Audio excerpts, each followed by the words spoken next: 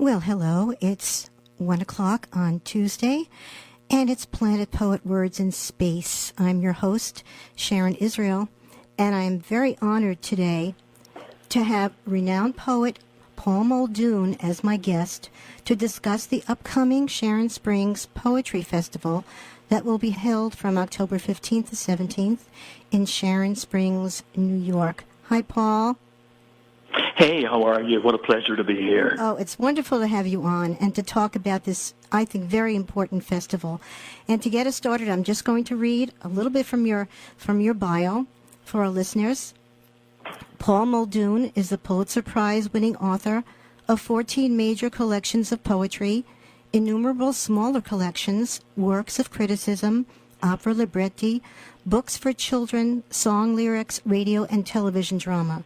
His poetry has been translated into 20 languages. Among his many awards is also the Shakespeare Prize. The Times Literary Supplement has described Paul Muldoon as the most significant English-language poet born since the Second World War. Roger Rosenblatt, writing in the New York Times Book Review, described Paul Muldoon as one of the great poets of the past 100 years, who can be everything in his poems: word-playful, lyrical, hilarious, melancholy, and angry. Only Yeats before him could write with such measured fury. Well, welcome, Paul. It's such an honor, as I said. And when we first talked about you appearing on my show this month, this was last year, we had no idea that there would be a pandemic to get through. We didn't, and it's been, of course, a hard time for all of us. It's terrifying to see the impact of COVID-19 on the country. And, I suppose we've all now got to do our level best to try to curtail its impact, and I think we all know how to do that. Or at least there are some very good guidelines as to how to begin to achieve that. It's a tough time, but it's a time that we're going to get through, and we hope with as little loss of life as we can possibly manage. So, go ahead. And in this time, this crazy, unhinged time, I find that the Sharon Springs Festival is sort of a lifeline for us, for many of us who've been there and who know about the festival. And the fact that you're doing it virtually in high style this year is a relief that you're doing it. Well, we think it's very important to show up, as it were, in some guise. Yes. Obviously, the tradition of the poet standing up and delivering their poem is an ancient one. I'm from Ireland, as you might have deduced from my accent. Yes. And so, in my culture, and indeed most cultures, I think, around the world, the poet, or some version of the poet, has been a feature of the community for as long as we've come together. And sat around a fire and told each other stories about who we are, where we've been, where we might be going. And, part of the impact of that is, of course, the fact that one is that we're all there in the flesh. Mm-hmm. Poetry is a division of theater. Even when we're reading a poem on the page, there is actually a kind of performative aspect to it. So the idea of all of us being there in the flesh is one that would be the ideal. We can't manage it this year, but we are going to do our very best again to make it an exciting poetry festival. Well, you have a great lineup, and with yourself, with Paul Muldoon, and with Kimiko Hahn, Mark Doty, and Rowan Ricardo Phillips. It's a wonderful lineup, and you... It is. And it is a great lineup. It always is. I mean, you've had the festival. This is the fourth year, I believe. It is. This is the fourth time we've done it. Mm-hmm. I have lived in Sharon Springs for about 5 years now, and I live between here and Manhattan, and love being here. And, one of the things I think that, again, all poets are interested in doing is trying to figure out where we are, I mean, just physically, geographically, where we are, and trying to make sense of the place in which we find ourselves. I found myself in many places over the course of my lifetime. I spent the first 35 years in Ireland, but since then I've moved around quite a bit, and actually I've tried to write about everywhere I've been, including in fact Sharon Springs. And I think the specificity of the place is something that is very important for poets, no matter where they are. That's one of the things we do. So in addition to that, many of us feel that we are actually, I would say, obliged. People talk about the responsibility of the poet. In some sense, we don't have any responsibility at all, other than to the language, and trying to keep the keep the language pure in some way, trying to make sure that words and what they refer to are pretty much on the same page, as it were, that we mean what we say. But also, I think I think we have a bit of a responsibility to help people to read poetry, to come to terms with poetry. I mean, it is, for better or worse, not the it's not the most popular of pastimes in the way it used to be. It's not quite to the fore in the way it used to be in our educational system, for example. Right. And that's one of the reasons why we consider it to be very important that there's an educational aspect to the Sharon Springs Poetry Festival. I myself spent a lot of my time in schools, including spending some time in the Sharon Springs Central School. And we think it's really important, I mean, put very crudely, to get them when they're young, and to get people in the habit, younger people, the next generation of readers and writers, in the habit of the habit of poetry. So much of it is about habit, the habit of reading, the habit of seeing, the habit of writing. So we're thrilled that one of the things we're doing, and all these great poets are going to be going into our local schools this coming Friday, the 16th, and hanging out with students, working with students on their poems. These will be students from not only Sharon Springs Central School, but the Cobleskill Richmondville school system, Cooperstown, and the Canajoharie schools. So it's a wonderful thing to be able to do, and we're thrilled to be able to do that for the community. It's a wonderful thing for the students. What an amazing opportunity to be able to study with you and with whatever the wonderful poets that you bring to this rural area. And it's, what can I say? When I was a kid in Ireland, and I was brought up in a similar area, actually. I was brought up, as it happens, in an apple-growing area, and there are plenty of orchards in the vicinity here. There are other crops that are grown too. Dairy farming, of course, is very big, as it was where I was a kid. But when I was at school, one of the things that happened to me when I was at school was, put very crudely, a poet or two came into the school. And we tend to think of poets as being otherworldly, ethereal, and maybe even dead people who have no connection at all to our everyday lives. And one of the greatest things that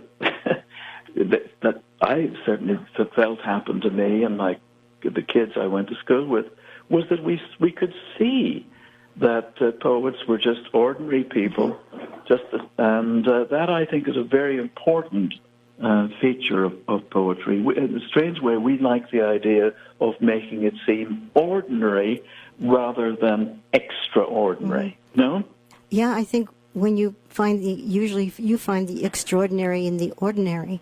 And I had the privilege of taking your workshop in 2018, and one of the things you said was, when you're writing, don't translate it into poetry. Don't do that. Well, that's something we tend to do. Mm-hmm. That is something we tend to do. You know, we've read poetry along the way. We've been taught poetry. And our responsibility as teachers is really quite huge. And one of the things we tend to do as teachers, I teach at Princeton, that's what I do for a living, is that we like to teach, and we like to show off, and we like to tell people, you know, were I not with you, had you not such a wonderful guide as myself, there's absolutely no way you'd ever be able to read a poem. You need me to help you, because nothing in the conventional way of thinking about poetry, nothing ever is as it seems. Nothing ever means what it says, right? Yes. It all stands for something else. You know, we have a poem about a chipmunk, and it's not really about a chipmunk at all. It's about, you know, a post-apocalyptic vision or whatever it might be. And I think often we just have to remind ourselves that actually this is a poem about a chipmunk. Or your poem about the hedgehog. Or a poem about a hedgehog. Yes. And one of the things we tend to do, because we've been taught that the poem is somehow translated from the world into quote-unquote poetry, that when we go to write it, we think, well, you know, I can't really say, you know, a chipmunk came walking down the street the other day. We've got to dress it up in some way. We've got to poeticize it. We have to translate it. And in fact, it might be even better if nobody knew it was a chipmunk at all. So that's one of the things we're fighting in, as it were, in the poetry business, is the urge, and it paradoxically is the urge to be poetic, right? which can be problematic. When you have a good teacher, when you have a teacher who really can inspire or get you to feel that epiphany, like what you're talking about, it shortens the path. It helps the student to jump ahead, I think. I think it Not does. Be in the dark. And I think it does. And you know, one of the things that really never goes amiss is a bit of enthusiasm and actually a bit of encouragement. You know, it really is terribly useful for people starting out to hear, you know, you're doing a good job there. Yes. You know, we all like to hear that. I'm not talking about pulling our punches. I'm not talking about telling lies. I'm not talking about that at all. But I do think it's very important to encourage people to think that that they have it in them to be able to write a poem, which I absolutely believe. I totally believe that everybody has at least one really good poem in them, you know, and most of us keep doing it in the hopes that one day we might manage it ourselves, you know. And so I firmly believe in that. If I didn't believe that, I wouldn't be a teacher, actually, you know. Right. So the festival is an extension, well, because you offer of the activities of the festival, you offer on Saturday morning workshops that I signed up for, and other people were lucky enough to sign up for too. And it'll be the Zoom format, and it's a 2-hour workshop with a very prominent, very talented profoundly influential poet, and that's one of the activities. And then there are the nightly readings that are starting Thursday night, I believe, through Saturday night. That's right. So the readings, we're going in alphabetical order. Thursday night, which is the 15th, this coming 2 days away, this coming Thursday, and we have Mark Doty. And Mark Doty is, simply one of the very best poets working in this country. And, we're thrilled to have been able over the last 4 years, and indeed we're already thinking about what we're going to do next year, because if one wants to have the very best people, it's a good idea to start early. I mean, poets are not necessarily booked as far in advance as opera singers. I was going to say that, yeah. But it's certainly sometimes it feels close to that. So Mark Doty reading on Thursday night, and then Friday night we have Kimiko Han, who is a Japanese-American poet, and who's very distinguished. She has won many awards. She's the president of the Poetry Society of America, for example, and so she's a truly brilliant poet. Yes. Then on Saturday night, the 17th, we have Rowan Ricardo Phillips, and he's published 3 books of poetry, literary criticism. Again, won many awards, and it's a great mix of poets. I mean, one of the things we're absolutely committed to is the idea that the poets reflect the range and variety, not only within poetry but within our nation, so they'll be doing that. But they've also really very happily, very kindly, as you say, committed to working with local poets on Saturday morning. And as you said, the workshops are Zoom. I mean, the word Zoom, I almost remember where I first heard the word Zoom. I mean, a year ago I had no idea what a Zoom was. But I'm sure that's true of most of us. Yes. But, the thing about Zoom, actually, is that it is actually not unideal, if that makes any sense, for a poetry workshop or for a poetry reading. I mean, it's a very intimate medium, I suppose, at the end of the day. I was just going to say, a weird, a weird intimacy, right? There is. Yeah. There is, and I mean, I have a pretty strong feeling that, when we get out of this present knot, this intricacy in which we find ourselves, I think actually Zoom or some version of it is going to have a life beyond. I mean, one of the lovely things about a festival like this is that actually it's open beyond the immediate vicinity. And that's one of the upsides of it.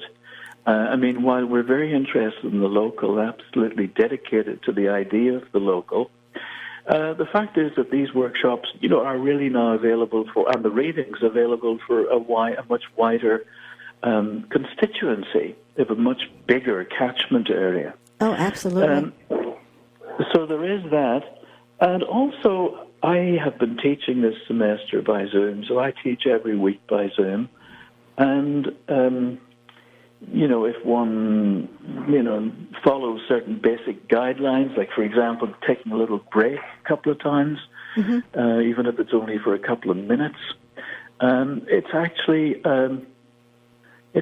a completely effective way of focusing on the poems, and that, of course, is what a workshop is. It's a discussion of the poems that are presented there by the participants. So in a strange way, it perhaps, if anything, sharpens the focus. Mm-hmm. Mm-hmm. And, there are no distractions, That's as it true. were. Yeah, so it's... we have been extremely lucky, by the way, in our with the organisers from Clinkhart Hall Art Centre, who, of course, are the main movers here, and two people in particular who really do such an amazing job there, Denise Kelly Yes. and John Townsend. So lovely. They're lovely. They are. Yeah, they are. I mean, it's one of the delights, honestly, of working with them. I mean, of course, they do the lion's share of the work, and I help them as far as I can. And we've been very lucky this year also to have partnered. I don't often use the word partner as a verb. I tend to use it as a noun. But we've partnered this year with a fabulous team at Clausen Farm, who have helped us make the really great, high quality recordings for our presentations of the poets as they give their readings. So these are going to look really great. I mean, half the time when you're looking at something on Zoom, and even from very high-end units, I mean, you're looking at something that looks as if it was, seems as if it was done, by somebody in a bathroom somewhere.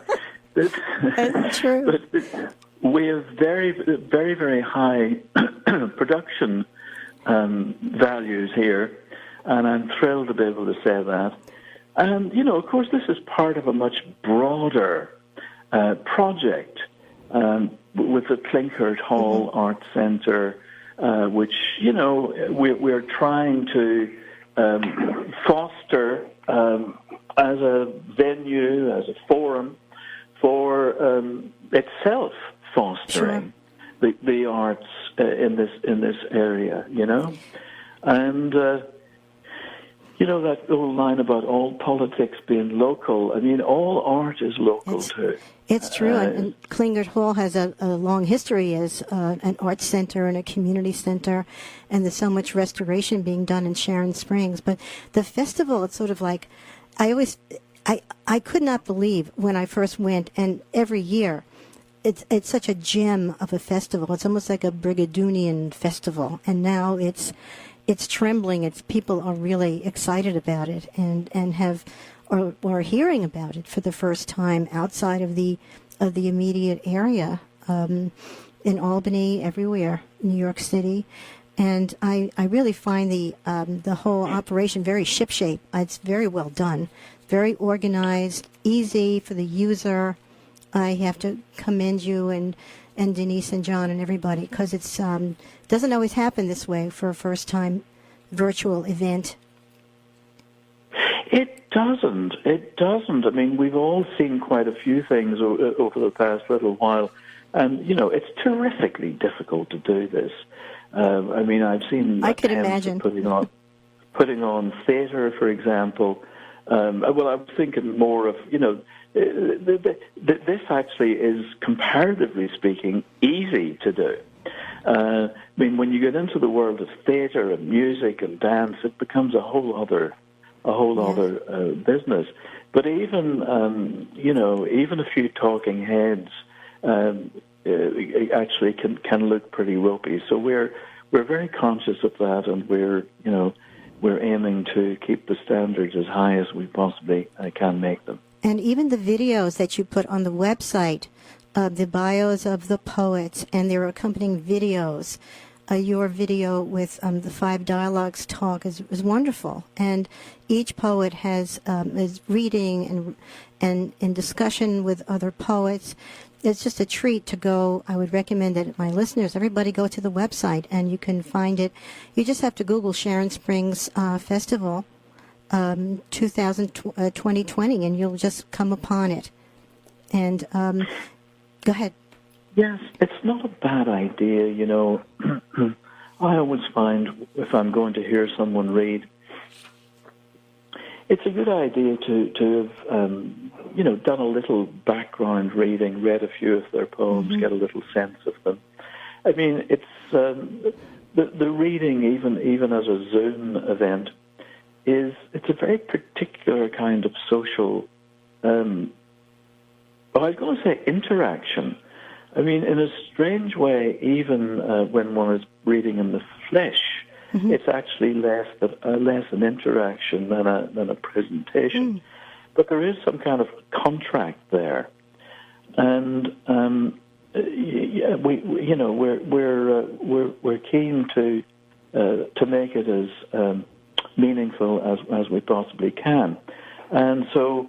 Even when I'm going to a poetry reading in the flesh, I always, if I think of it, try to read a few poems in advance and kind of psych myself into it a little bit, because, I mean, the ideal would be if we knew the poems and almost could read along with them, which doesn't often happen. But the beauty, again, of this particular year's festival is that, from what I understand, I hope I've not got this wrong, one will be able perhaps to see a recording of the event. I hope I've got that right, and I'm not... of the whole event after the fact? That would be great.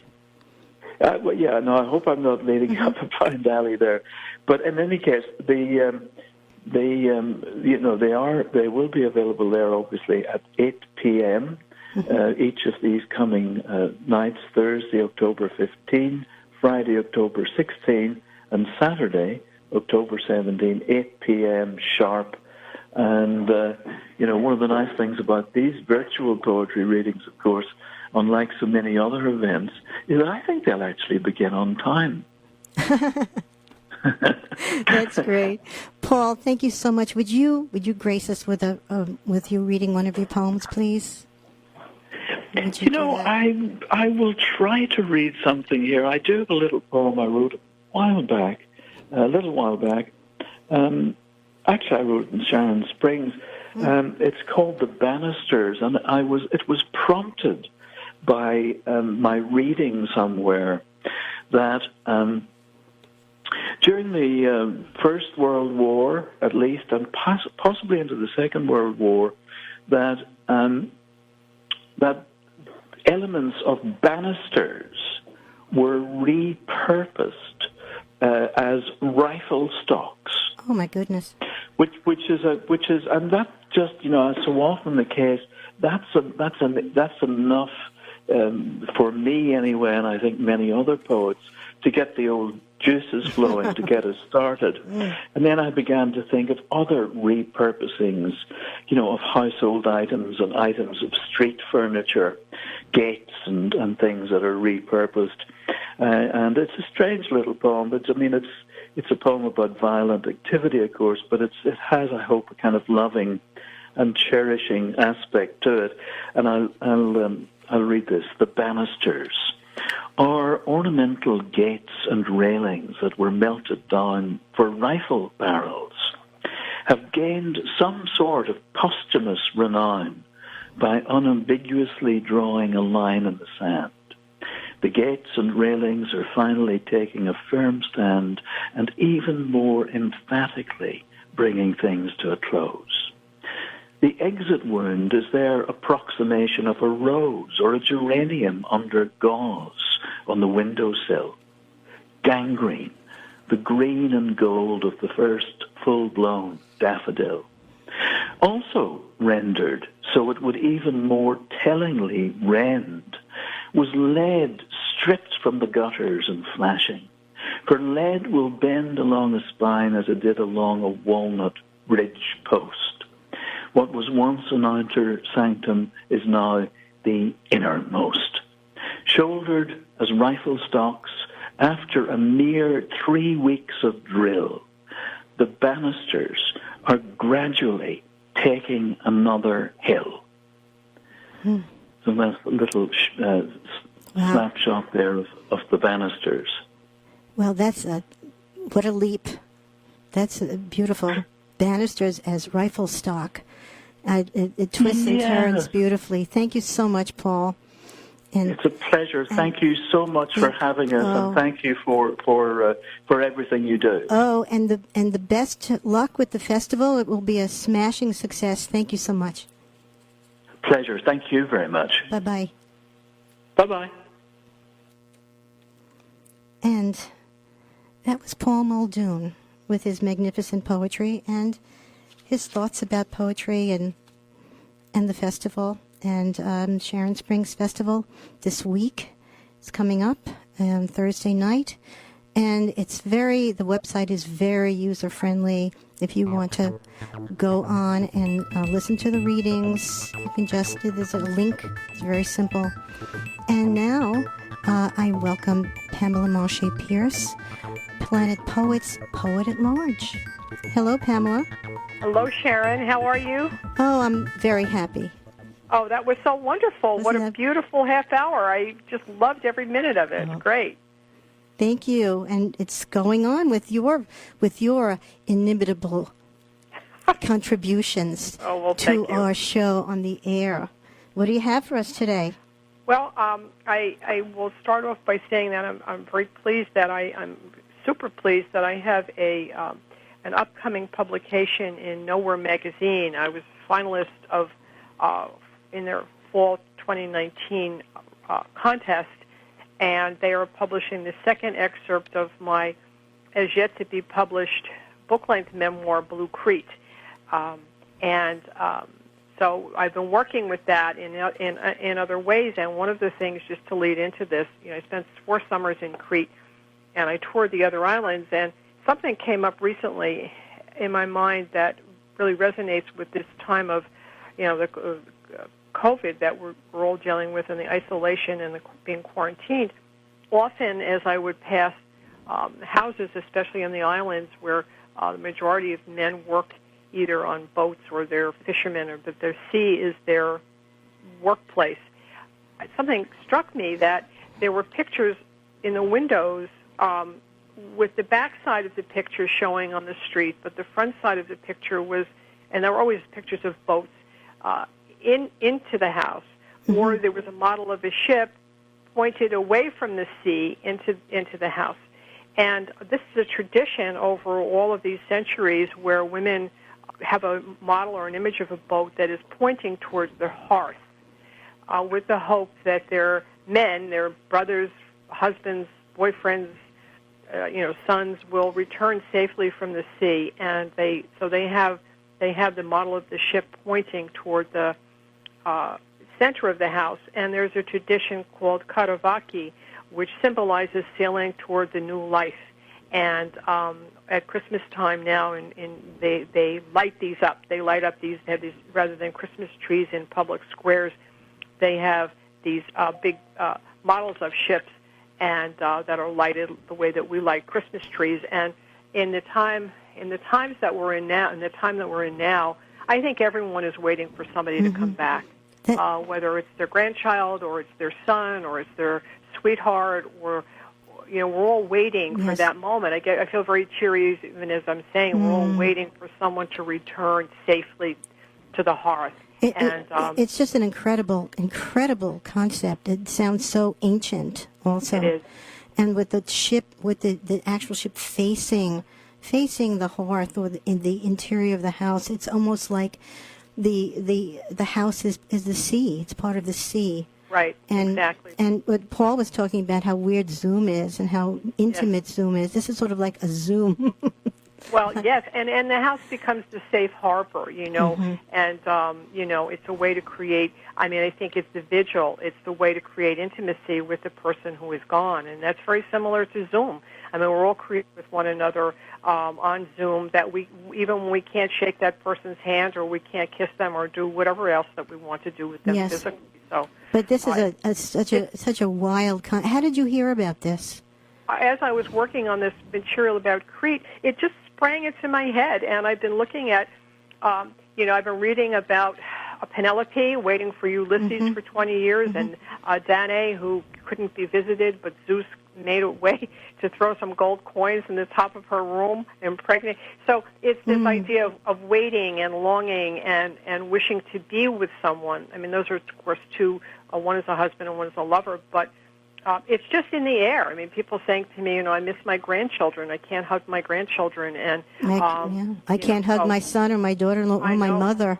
I thought of that, Sharon. I know that. So that's it. Connected as I'm working with this material about grief, that idea of waiting. So I'm going to read you a very brief excerpt from Blue Crete, which is what it's about is I have wedded my story of having a romance in Crete, and while I was there, I interviewed survivors of the Nazi occupation. When I was there in the late 80s and the early 90s. So I'm going to read something about an interview with one of these survivors, and then if we have more time, I'll read some more. So, okay. The first time I see Stavros, it is near dawn in the Hania airport. He is on his way from Crete to Frankfurt with an ancient Greek artifact. That airport is tiny and boring, but even at that early hour, it's alive with goodbyes, shouted instructions, kisses up close, and blown across the room. The scent of fresh coffee and the sound of bags dragging along the cement floor. Stavros sits in his chair, calm and handsome, with a padded box on his knees. I don't know what is in the box, and don't ask on purpose. I have my own fantasies. A collar of hammered gold leaves from the 4th century B.C., a Minoan cup of terracotta with the design of a black octopus gripping its sides, or a primitive child's toy of a clay bull on wheels with a bit of dried leather still threaded through its nostrils as a pull. Archaeologists the world over seek out Stavros for his expertise, and, I imagine, women everywhere because of his good looks. He is tall and voluptuously featured with a silver beard and a head of thick and curly silver hair. But most of all, he has pale blue eyes and always wears something to set them off. A white polo shirt with a band of turquoise around the collar and sleeves, for instance, or a thin Egyptian cotton dress shirt, the color of a dusty sapphire. Stavros is a friend and colleague of Christos, the man I am in love with, and through Christos I learned that Stavros has a lot to say about his experiences in Crete during the war. I'm eager to listen to Stavros, but he keeps canceling appointments we've made for him to tell his story. I'm aware that Stavros is coming to say things that are loaded with emotion, and in New York this would be called acting out. But in Crete, appointments are sometimes given up. The heat, the wind, a broken wheel, a family emergency. Living among Cretans, I consider them fearless, inside and out. In Crete, I often hear the word palikare, which means a real man, brave and strong, able to resist pain, and specifically here, ready to defy death in a struggle for the island's freedom. By listening to Christos and his friends, I learn about the suffering of the palikares and the Cretan women and children, as they all fought passionately and courageously for their freedom during the Nazi occupation. Christos and I wait for him on my balcony at the Hotel Nana. The table is spread with mezares, melon cut into chunks, and piles of pistachio, sucuria, sodas, and mineral water ready for glasses and ice. At last, Stavros arrives. He is eager to talk, as if his memories have ripened and grown too large to fit inside him any longer. Waiting for Stavros on these warm summer evenings, it never occurs to me that the stories he is bringing will take all his courage to tell. Stavros was 6 when the Germans came. His war memories are a child's memories. Stavros recalls, an English warplane was on fire, about to crash right near our house. I ran out with a pot of water to extinguish the blaze and save the pilot's life. I had just turned 7.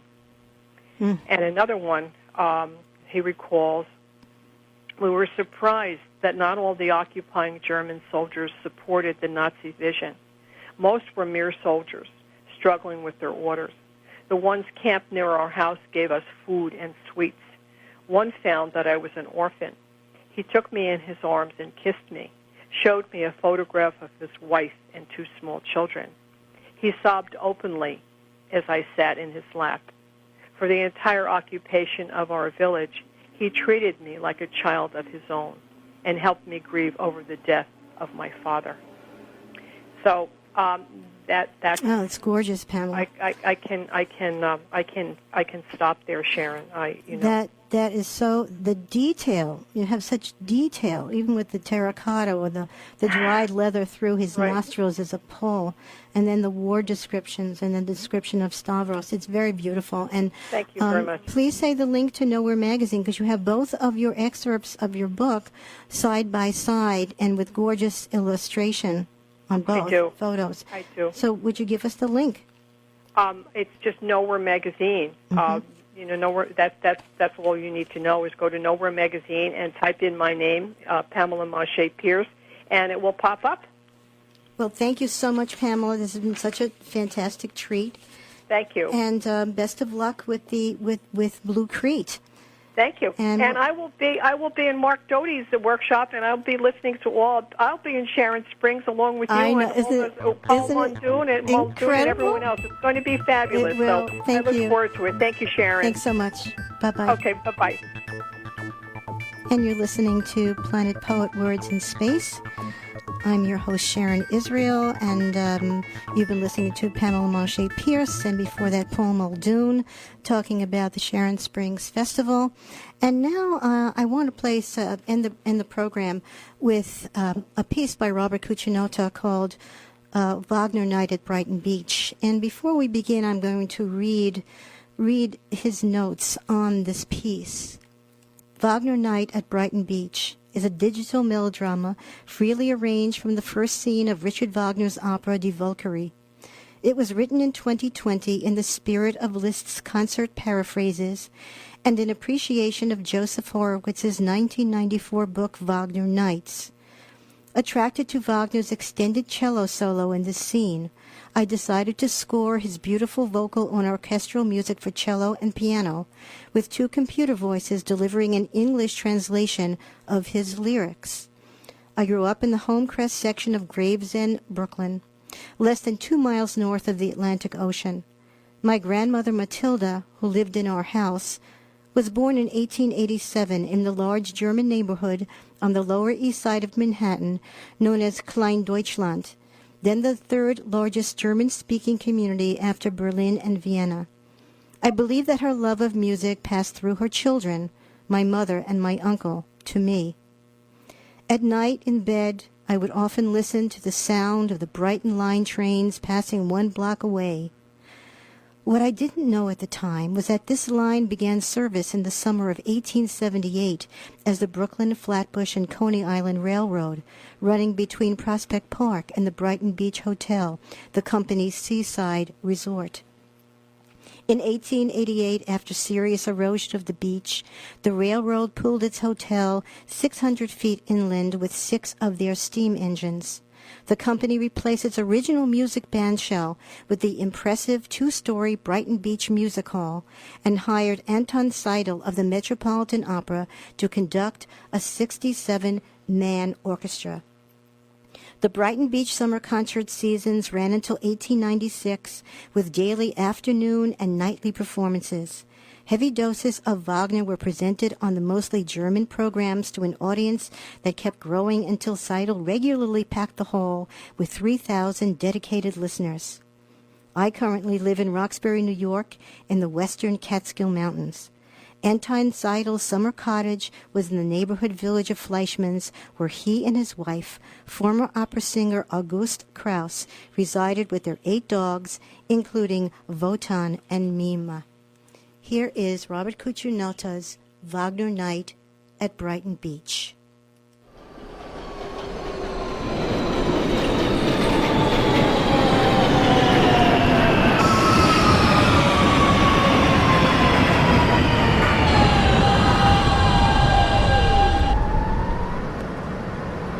This is a Coney Island bound Q local train. The next stop is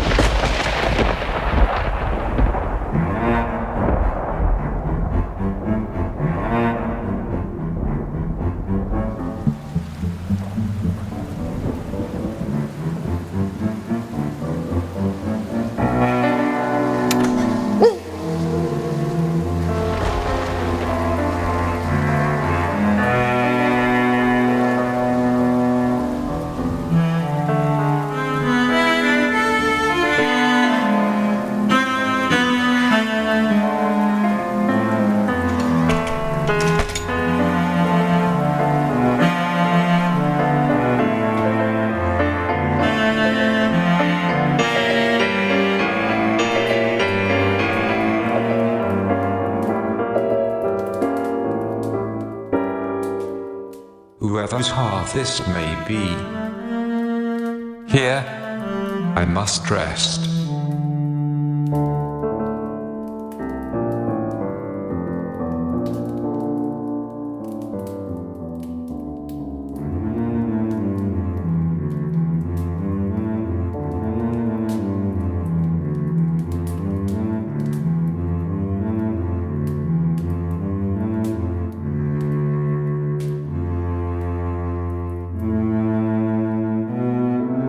A stranger.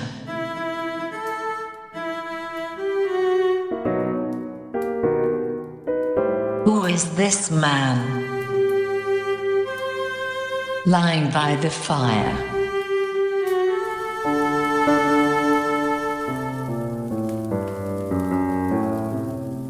He looks exhausted by his travels.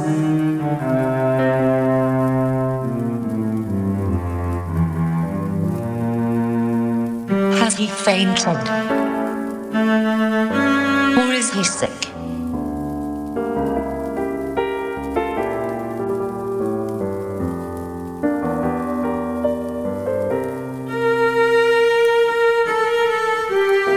He's still breathing. He has just closed his eyes. Brave seems this man, though so faint he lies. Water, water. Wait, I'll get you some.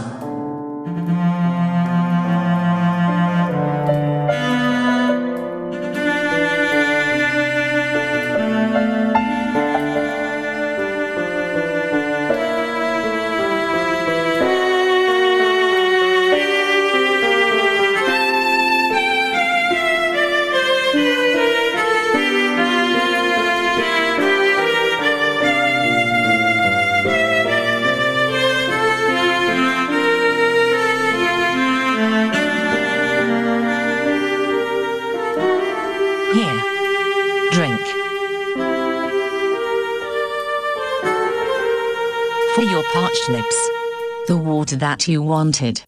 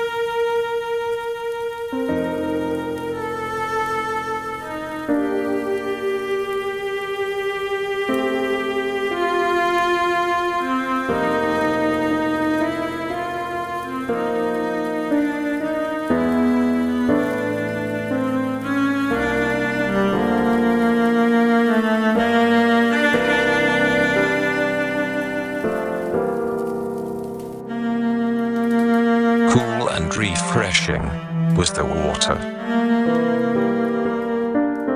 It has lightened the burden of my tiredness. My spirit's refreshed.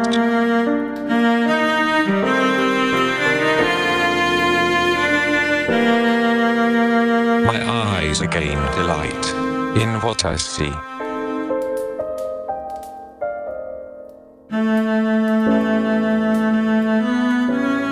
Who is it that has revived me so?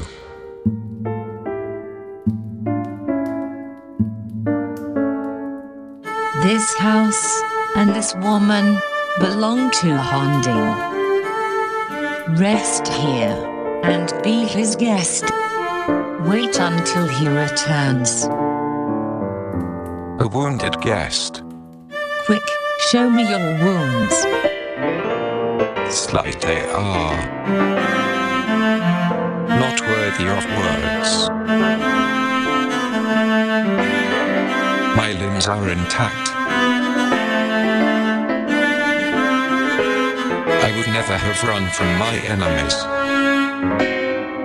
but they shattered my spear and shield.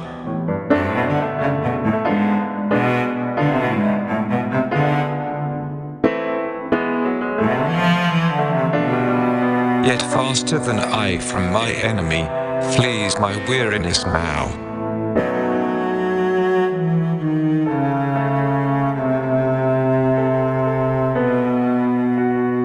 Dark lay the night on my lids, but the sun laughs on me now.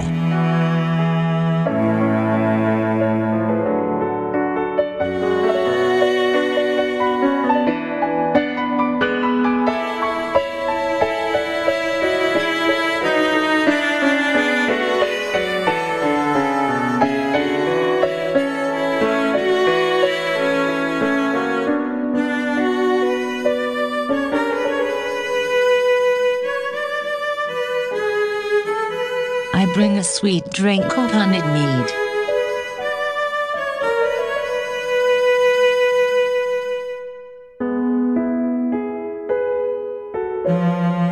May thy lips touch it first.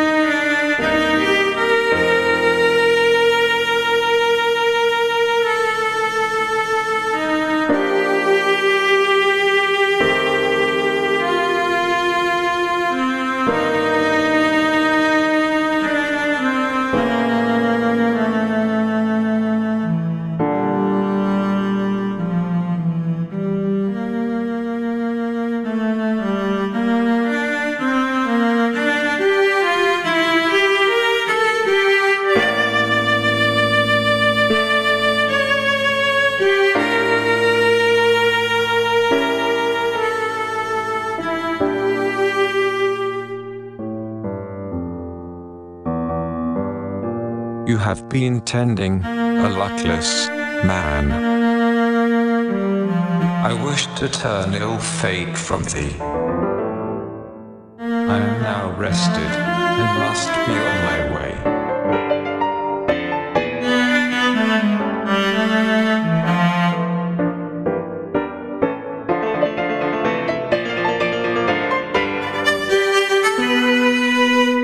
Who pursues you to make you flee?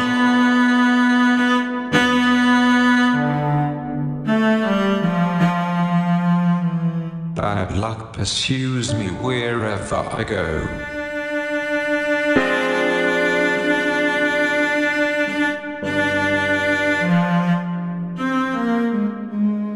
Bad luck finds me if I delay.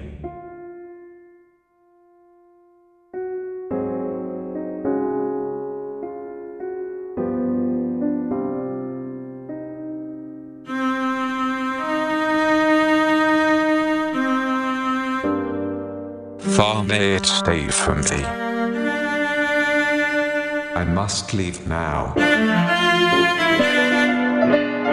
Then stay here.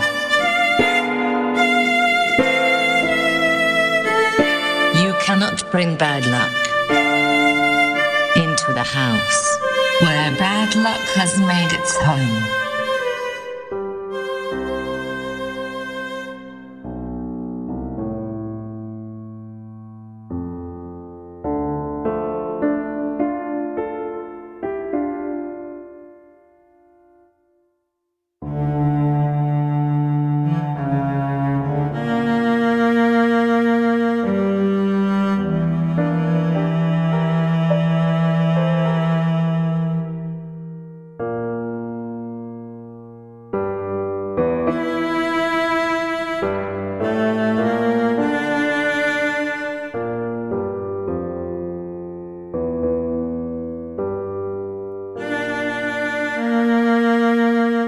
I've named myself Viewald.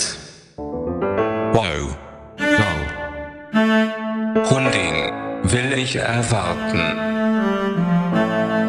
I will wait here.